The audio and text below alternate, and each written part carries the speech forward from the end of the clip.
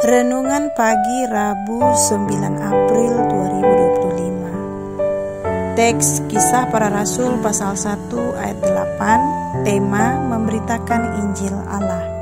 Tetapi kamu akan menerima kuasa kalau Roh Kudus turun ke atas kamu, dan kamu akan menjadi saksiku di Yerusalem dan di seluruh Yudea dan Samaria dan sampai ke ujung bumi. Bapak, Ibu, saudara-saudari yang diberkati oleh Tuhan, pagi ini kita akan belajar mengenai Injil Allah.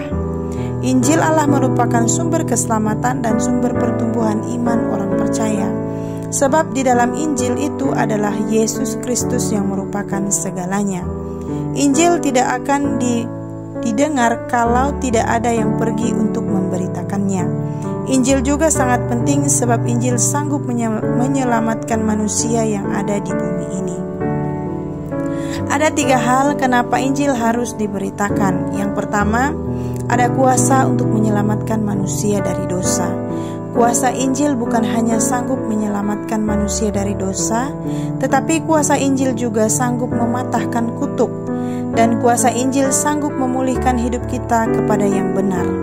Hidup dikuasai oleh Injil Allah bukanlah kehidupan yang biasa saja. Kehidupan yang dikuasai oleh firman Allah menjadikan kita pribadi yang suka akan firman, hidup dalam rasa cukup dan syukur.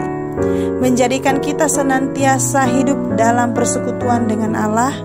Karena kuasa Injil inilah kita dimampukan untuk senantiasa melawan dosa yang dapat membuat kita jauh dari Tuhan dan sulit merespon keselamatan. 2. Petunjuk atau penuntun untuk hidup dalam kebenaran. Bagian ini penting untuk kita renungkan karena untuk hidup dalam kebenaran, kita tidak bisa mengandalkan kekuatan kita.